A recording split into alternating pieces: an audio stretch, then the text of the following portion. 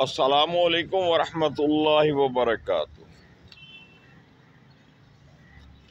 زندگی میں بعض اوقات ایسے دوست بھی ملے ہیں جنہوں نے ساری زندگی تنگی ہی میں گزاری، تنگ دستی ہی میں گزاری۔ بہت کوشش کی انہوں نے، مال و دولت کے حصول کے لیے، اپنے حالات بدلنے کے لیے انتہائی محنت کی، مگر نہ ان کی محنت کام آئی، نہ ان کی کوششیں ہی رنگ لائیں۔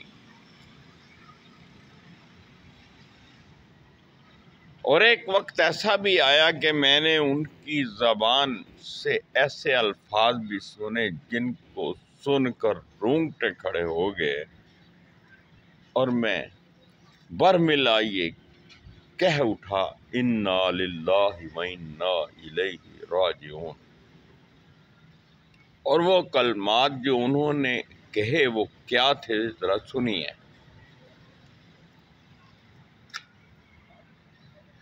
کیا اللہ کو ہم ہی آزمائش کے لیے ملے تھے؟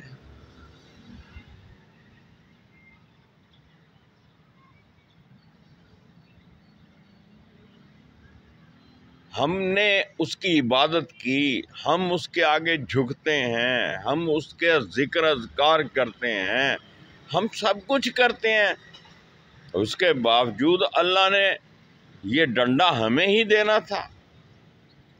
استغفر اللہ، استغفر اللہ ربی من کل ذنب واتوب الیہ۔ اس طرح کے الفاظ جب انہوں نے کہے تو میں توبہ کر اٹھا، اور میں نے ان کو سمجھایا کہ اللہ کے بندو، ایسا مت کہو یہ شرک ہے، اور اللہ کے خوف سے ڈرو، اللہ کی رضا پر شاکر ہو جاؤ۔ انہوں نے کہا بس آپ اپنے پاس ہی رکھیں، ہم ہی رہ گئے ہیں دنیا میں آزمائش کے لیے۔ استغفر اللہ ربی من کل ذنب واتوب الیہ۔ دوستو، آپ نے کبھی غور کیا کہ ہم جن بزرگوں کو بزرگ کہتے ہیں یا جن کے وہ ولی اللہ سمجھتے ہیں، ان کی زندگیوں پر ذرا نظر دوڑا کے دیکھیں ان کے پاس کیا تھا اور انہوں نے کیسے زندگی گزاری۔ ہم تو زندگی کی کامیابی صرف اسی میں سمجھتے ہیں کہ ہمارے پاس اچھا گھر ہو، ہمارے پاس اچھی گاڑی ہو، ہمارا اٹھنا بیٹھنا کھانا پینا اور اچھے لوگوں یعنی کھاتے پیتے لوگوں سے ہمارے مراسم ہو، رشتہ داریاں ہوں۔ یہ کوئی معیار نہیں ہے، اسلام کی نظر میں یہ کوئی معیار نہیں ہے، اللہ کی نظر میں اور یہ کوئی درجہ نہیں ہے محبت کا کہ اللہ ان سے زیادہ محبت کرتا ہے تو ان کو زیادہ مال و دولت سے نوازتا ہے۔ یہ اگر کسی کا تصور ہے تو یہ غلط ہے۔ اللہ کے بندو، وہ جو بزرگ ہستیاں اس وقت اپنی قبروں میں موجود ہیں، اپنی قبروں میں پڑی ہوئی ہیں، انہوں نے اپنی پوری زندگی میں ایسی کوئی حرکت نہیں کی۔ آج ان کی قبروں کو مزار بنا دیا گیا اور ان مزاروں پہ چراغاں ہوتا ہے، ان کے مزاروں پہ چادریں چڑھائی جاتی ہیں، ان کے مزاروں پر چڑھاوے چڑھائے جاتے ہیں، اور ان کے مزاروں پر جو ہے وہ جناب دھمالیں ڈالی جاتی ہیں، اور ان کے مزاروں پر دنیا بھر کے جرائم ہوتے ہیں۔ کیا انہوں نے یہ تعلیم دی تھی؟ یا ان کا اس طرح کا کوئی رویہ تھا؟ بالکل نہیں، لیکن یہ جہالت کی انتہا ہے کہ ہم نے اس اللہ کو چھوڑ کر ان کی طرف رجوع کیا جنہوں نے اس دنیا میں نہ کچھ بنایا نہ بنا سکتے ہیں، اور جن کا عمل دخل ہی نہیں کسی بھی معاملے میں، اور وہ خود محتاج ہیں اللہ کے فیصلوں کے آگے، وہ بے بس ہیں۔ اللہ تبارک و تعالی قرآن پاک میں سورہ العنکبوت، جو قرآن پاک کی 29ویں سورہ ہے، اس میں واضح طور پہ فرماتے ہیں کہ اللہ تعالی اپنے بندوں میں سے جسے چاہتا ہے روزی فراخ کر دیتا ہے، اور جس کی چاہے تنگ۔ بے شک اللہ ہر چیز کا علم رکھنے والا ہے۔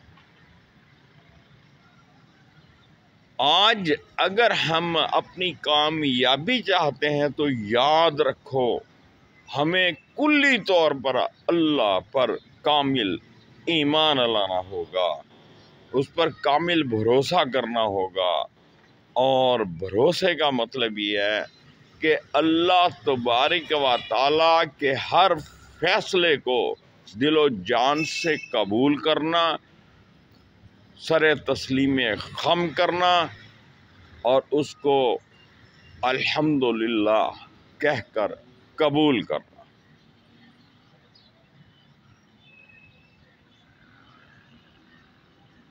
اور جب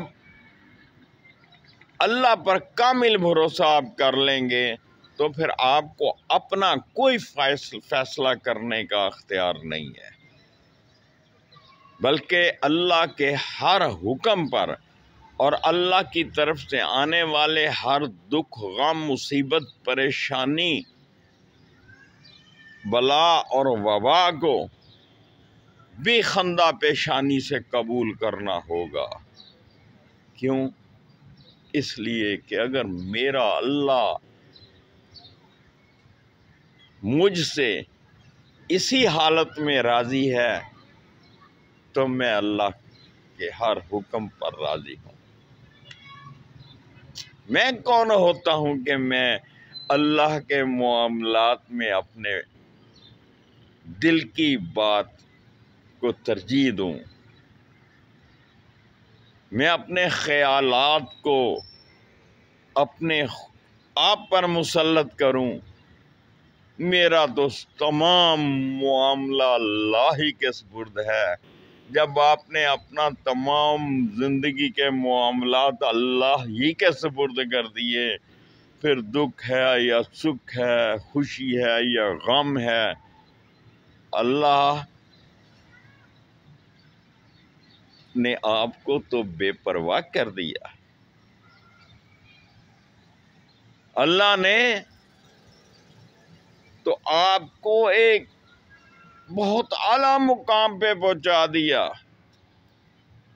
اور وہ آپ کو صرف صبر کی ہی بدولت ملا۔ اور اگر آپ نے بے صبری کا مظاہرہ کیا، اللہ کے حکموں کے آگے چیں چوں چاں کی، تو آپ اس کے فیصلوں کو بھی نہ بدل پائیں گے، اور آپ کا جو لکھا ہے وہ آپ کو مل کر رہے گا۔ اپنا خیال رکھیے گا، دعاؤں میں یاد رکھیے گا۔ اللہ آپ و ہم سب کا حامی و ناصر ہو۔